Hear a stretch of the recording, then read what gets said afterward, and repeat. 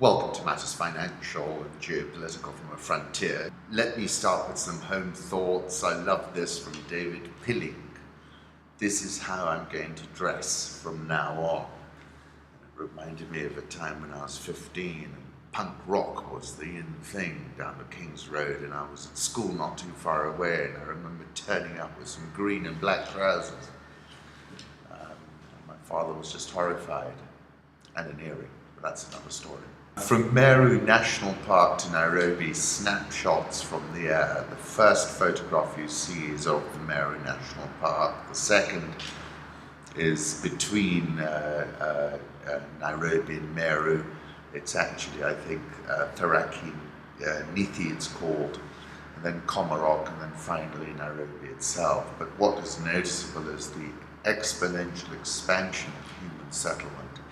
I flew over this many years ago, and it's just incredible how it's changed. We were at the Meru National Park at Elsa's Kopje, and of course this is the story of George Adamson, born free, and there were some American tourists there that obviously read Born Free, and I said to them, but you don't know the whole story. George and his wife separately were actually murdered. George by poachers, Joy by an employee. This is a couple of photographs of Elsa's copy, and this is the poolside, which was absolutely lovely. You're perched and you have this incredible vista all the way through the national park. And we had a thoroughly good time. I'm very grateful. And it was fun to spend time with my daughter Leila. First photo of the sun taken by French physicists Louis Fizeau and Léon Foucault in 1845 using a specially modified camera.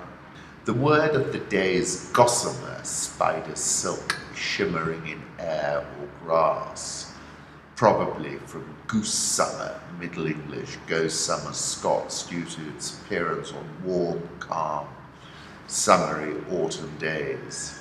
This is another photograph of the Meru National Park and one of elephants. We came across several elephants. In one case, obviously something had made them nervous, and they moved in practically battle formation. It was like a phalanx, quite extraordinary.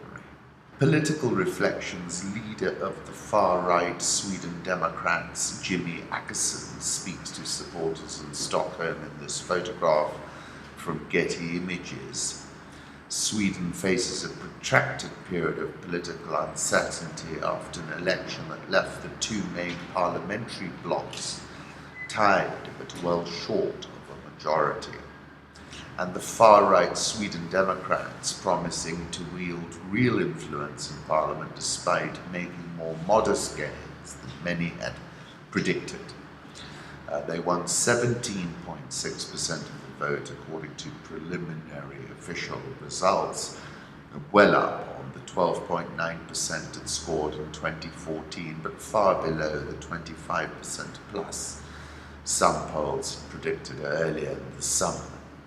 It looked highly likely, however, to play a significant role as kingmaker.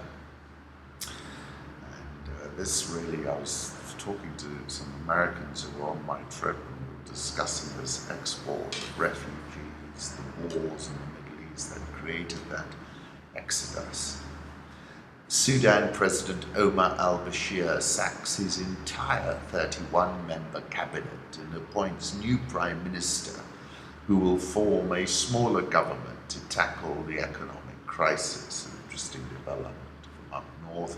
President Trump, as I've said severally, seems to be relishing his financial warfare strategies. I said he has Nicolas Maduro in Venezuela being attacked by remote-controlled drone. And it now turns out that the administration held at least 3 meetings with Venezuelan military officers before deciding not to help them overthrow President Maduro, the New York Times is reporting. Barack Obama, in his second speech after the one he made in Africa, reminded his audience that the current troubles did not start with Donald Trump. He is, he said, a symptom and not the cause. One hazard of the trolling that the US has been subjected to from the White House for the past 20 months is that even the most alarming patterns can be hard to discern, and the most prominent dots impossible to connect. Yet a seemingly different pattern preceded the speech that Barack Obama delivered on Friday at the University of Illinois at Urbana-Champaign, in which he sharply rebuked Donald Trump and the forces that had created his presidency. 6 days ago, the sitting president was obliquely criticized by two former presidents and the daughter of a deceased senator. Then excerpts from Fear, a new book by Bob Woodward, were released, highlighting the extreme disarray in the White House and the disregard with which Trump's aides view him. Within a couple of days, a senior official in Trump's administration had published an anonymous op-ed in the Times. A lot of speculation now, particularly in Vanity Fair, and Ivanka and Jared think it's actually General Kelly. Meanwhile, in a move that can only be considered corporate counter-trolling, Nike made Colin Kaepernick the face of a new ad campaign following Trump's month-long tirade against Kaepernick and the NFL players who followed his lead in kneeling during the national anthem. Viewed in this context, Obama's acerbic condemnation of Trump seems less like a departure from his policy of remaining outside the political fray, though it is that, and more like the logical culmination of a series of events displaying just how poorly Trump is regarded in many quarters of American life. I think Trump is Teflon and he's going to win a second term. Trump says Kim leaving ICBMs out of parade is a big statement. South Korea has become the first of Iran's top 3 oil customers to fulfill a hardline US demand that buyers cut imports to zero. The Asian nation didn't import any crude from Iran last month, compared with 194,000 barrels a day in July. Tanker tracking and shipping data compiled by Bloomberg show. While bigger consumers, China and India, have curbed buying from the OPEC producer, South Korea has gone one step further by halting purchases before the US imposes sanctions on the Islamic Republic on November the 4th. Again, as I said, POTUS seems to be relishing his financial warfare strategies. He has Khamenei on the run. Tea Commodity, who is a commodity trader that I follow, says the Chinese leadership is desperate. She lost the trade war, but still refuses to surrender, which is what I think as well. POTUS seems, as I said, to be relishing his financial warfare strategies. I said Z suddenly looks ever so fragile. This is the Shanghai Composite, and if you compare the Shanghai performance versus the Dow, it's kind of a signal in all the noise. International markets, the Fed broad trade weighted dollar index has formed a huge cup and handle formation. The acceleration phase is close, and I certainly agree with that. Let's move on to the currency markets. Euro dollar 115.50, dollar index 95.34, Japanese yen 110.97, Swiss franc 0.9700, pound 129.15. The Australian dollar tumbled to the lowest since February 2016. It's now at 0.7115, but was below 0.71 earlier. India rupee at a fresh record low, 72.295. South Korean won 1128.15, Brazilian real 405.93, Egyptian pound 17.9055, and the rand, I think, is a huge sell at this price of 15.2609. Dollar index, this is a 3-month chart, I think it's set to rally to 100. Exhibit E, and the euro is repeating the big 1990s pattern and may well eventually break the giant trend line, which gives much lower targets than my own 0.8 long-standing forecast. I agree with him as well on that point, and I think you sell it with a stop 117.50. Nowhere to hide in crypto as digital asset ties tighten and slump. Digital coins are famously uncorrelated to other assets, but they're highly correlated with each other. That lifted the whole market up last year, but this year means they're all falling together, leaving crypto investors with little refuge. Correlation between Bitcoin and MVIS crypto compare indices of the 10 biggest and the 100 smaller coins has picked up since the assets made new highs between December and January. Correlation has jumped to 0.7 from lower than 0.1 at the start of the year, where one signals a strong positive correlation, i.e. assets moving in the same direction. While 0.7 indicates assets are moving almost in lockstep, the level is slightly lower than the high of 0.9 in April. And as I said on the 27th of November, Bitcoin, wow, what a ride. 2nd of January, I said I'm no longer bullish Bitcoin, in fact I'm bearish. And the crypto wipeout has deepened to $640 billion as Ether leads the declines. Cryptocurrency bear market plunged to a fresh 10-month low, led by a tumble in Bitcoin's biggest rival. Ether slumped 8.1% from its level at 5 p.m. New York on Friday. Capitalization of digital assets tracked by CoinMarket.com shrank to $196 billion, down about $640 billion from its January peak. As I told Sputnik, for the foreseeable future, I do not see gold, Chinese renminbi, or crypto replacing the dollar. It's not going to happen in our lifetimes. The SEC issued an order of suspension of trading in Bitcoin Tracker 1 and Ether Tracker 1. This is the chart of Tesla's 7-year bond price. It's not looking good. And here is a weekly chart and the 200-week moving average for Facebook, and that's not looking good either, but then hardly any of the technology stocks are looking good at the moment. Let's move on to the commodity markets. WTI crude oil, this is via Adamson, $67.99. Have a click on the link to see what Adam's thinking. It's held up better than most. Gold, 1192.85, and I think we're headed to 1,000. Emerging markets, India rupee falls through 72 like a hot knife through butter to a fresh record low at 72.156 on charters. The central bank does, however, have more than $400 billion in reserves at its disposal, but the India rupee is one of Asia's worst performers, losing 12% this year. As I wrote previously, EM and frontier markets have been showering in a golden flood of cheap dollar liquidity and had been borrowing dollars like there was no tomorrow. But are now scrambling to find those dollars because the golden shower has been switched off. And have a look at this from Adam 2's quantitative tightening is now adding up to real numbers. Fed balance sheet down $260 billion since the peak. And that confirms the golden shower has been switched off. Let's move on to Sub-Saharan Africa. Dos Santos steps down as leader of Angola's ruling party. At a party congress, more than 98% of the delegates elected Lourenço as the new chief of the MPLA.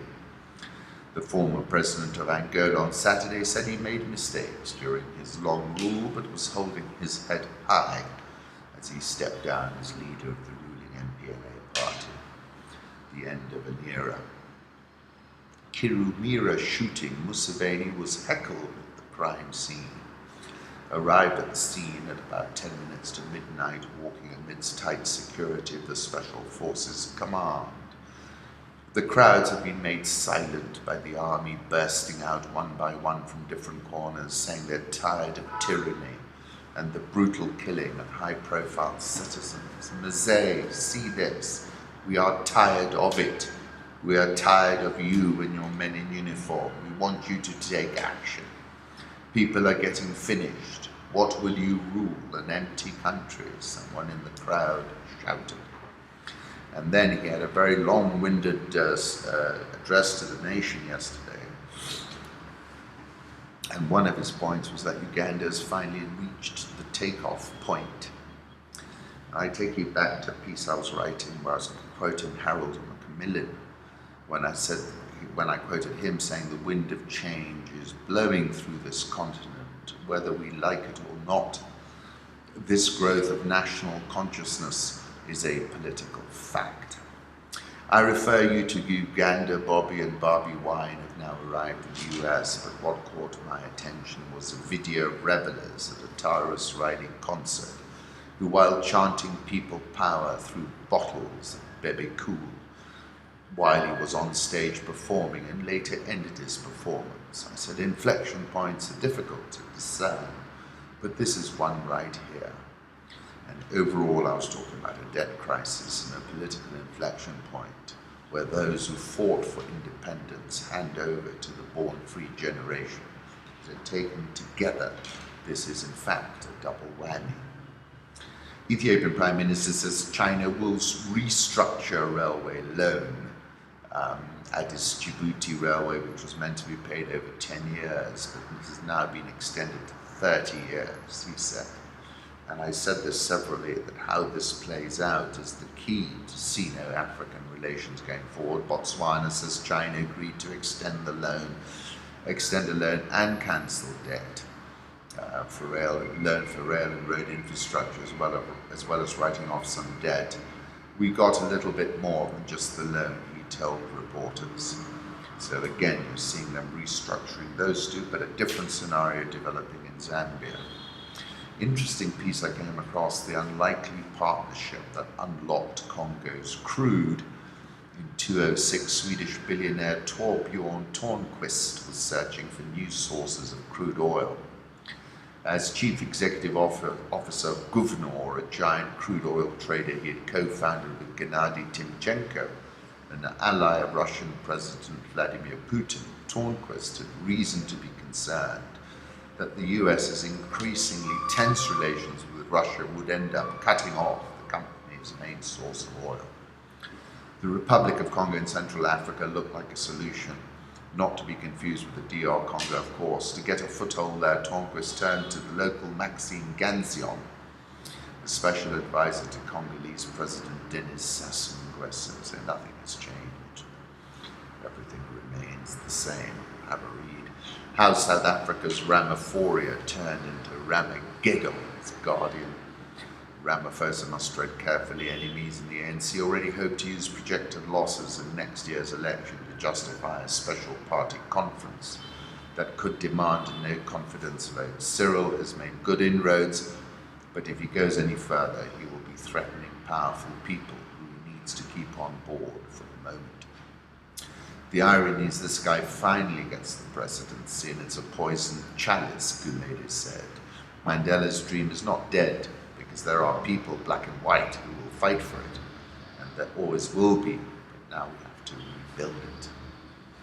South African oil shares down 4.09% in 2018, as I said on the 27th of August. I think traders might consider buying 1-year maturity, one-touch ZAR puts with the 17 strike. I said then the rand is at risk of a precipitous asymmetric downside move.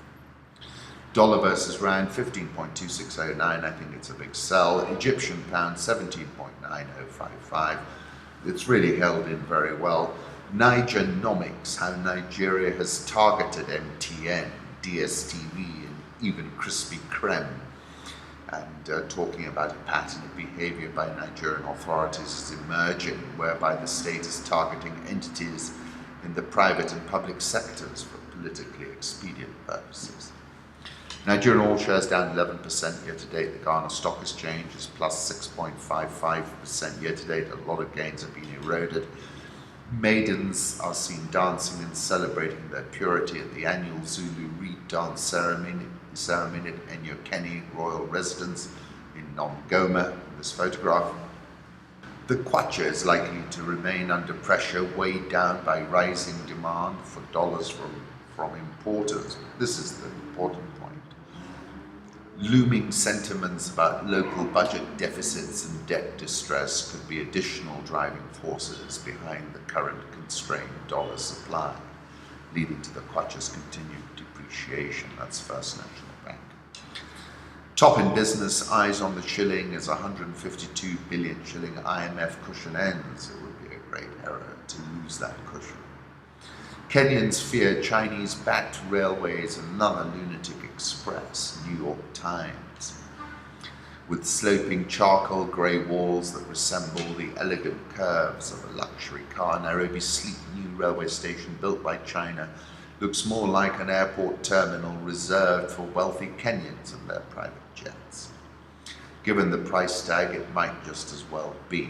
President Kenyatta's government spent $4 billion on a 300-mile railway connecting the capital to the Indian Ocean port of Mombasa, the most expensive infrastructure project since Kenya's independence 54 years ago, and 1/5 of its national budget. The government says the railway will increase GDP by 1.5% and the loan will be paid back in about 4 years. The government is also aiming to run the trains on electricity. The biggest surprise, Mr. Mugane said, was seeing a sculpture of Mao Zedong at the Mombasa railway station. It was actually Zheng He, a 15th century Chinese explorer who sailed to East Africa. The man putting it on a plinth was Chinese, Mr. Mugane noted. Even that wasn't being done by a Kenyan, he said ruefully. As a result of the railway's gargantuan cost and the equally enormous task of repaying China, some Kenyans already have a nickname for it, the Lunatic Express. 2. It's madness, said Samuel Nyandemo, a senior lecturer in economics at Nairobi University. It's saying that political elite pocketed vast sums of kickbacks. This is another type of lunacy. They're talking about the old lunatic line, shabby and dilapidated. Savo camp remained very much a man-eater's chop house, said Charles Miller in the Lunatic Express. Lion attacks were so bad that Indian labourers went on strike. Mr. Randiga said there was a myth among Indians that they were targeted because they ate spice, and lions liked spice. And then taking out a small plastic box from the drawer and presenting it in it were a century-old claws that belonged to one of the lions. It says, I keep them under lock and key. And then quoting a poem by a British politician, Henry Labouchere, who opposed the railway's construction back in the early 1900s. And it says in part, where it is going nobody knows. What is the use of it none can conjecture. What will carry there's none can define. It is clearly naught but a lunatic line. Mr. Randiga paused and laughed. We have the same debate today. Living costs or legacy, Kenyan fuel tax, a dilemma for leader. This is Bloomberg. If Kenyatta does as lawmakers wish by exempting fuel from tax and retaining the rate cap, it would be seen as a complete failure by the presidency, according to Jacques Nell. I don't think Rotich will back down on the fuel tax because he has pressure for revenue. So my piece over the weekend was about this VAT tax and spend. A value-added VAT is a consumption tax. Value-added taxation is based on a taxpayer's consumption rather than his income.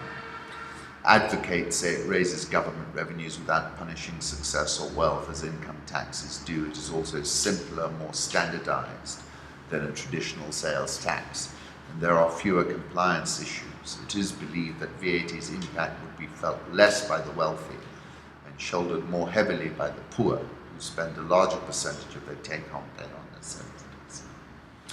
Notwithstanding the above, it is a democratic tax in that folks are not able to game the system. This is an important consideration, especially when you consider the level of racketeering in our economy around the importation of basic commodities. Sugar is a case in point, and this is one of the reasons the likes of the IMF have been keen that the GOK introduces it. There's been a great deal of drama around the introduction of the 16% VAT levy on fuel, which was introduced on September 1st. MPs fought its introduction after Cluzo-like flashing. The fuel tax came into effect after MPs failed to factor in enough time to vote on extending an existing exemption from the levy until 2020 and have it included in proposed legislation known as the Finance Bill, which is why I characterized it as a Clouseau-like effort. The tax was first legislated in 2013, but its introduction was postponed until 2016 and then again delayed until this year. President Kenyatta was out of town, fuel stations went dry, and queues snaked out of the stations into the main road, and counterintuitively, if you were to get home last week at a reasonable hour, you had to avoid roads with fuel stations. Bloomberg's Adelaide Changoli estimated that the new tax would raise $705 million a year. The president has a difficult decision because the Big Four agenda, which is his agenda, needs to be funded from somewhere, said Gibran Qureshi. If there's no solution, it will be shelved and pushed forward, which means no Big Four and no legacy. I'm not certain that VAT will prove the silver bullet that will finance the Big Four, because I'm of the view that the GOK credit card is now maxed out, and that the introduction of VAT is actually a necessary defensive maneuver. Revenue collection is behind the curve, with GOK collecting 99 billion shillings in July, but spending 121 billion on recurrent expenditure and debt payments. You don't have to be a rocket scientist to work out that if this continues at this pace, it would mean 1.2 trillion shillings in revenue, a shortfall of 600 billion. Do the math. The reality is that the government is simply in no position to forego that VAT. If Kenyatta does as lawmakers wish by exempting fuel from tax and retaining the rate cap, it would be seen as a complete failure by the presidency, according to Jacques Nel. The potential loss of the IMF facility has made investors jittery, and forswearing the extra revenue would be a further knock for the nation's finances, he said. The bigger challenge is this. Clearly, VAT imposition is going to ripple through the economy, dial up inflation, dial down consumer spending power. GDP growth is surely going to lose momentum, and given the reaction we've witnessed, it's becoming increasingly clear we're testing the limits of the Laffer curve. The Laffer curve suggests that as taxes increase from low levels, tax revenue collected by the government also increases. It also shows that tax rate increasing after a certain point would cause people not to work as hard or not at all, thereby reducing tax revenue. Eventually, if tax rates reached 100%, people would choose not to work because everything they earn would go to the government.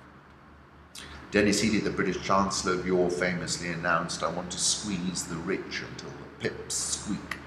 Remove the word rich, insert the word Kenyans, and what we witness to a Kenyan squeaking.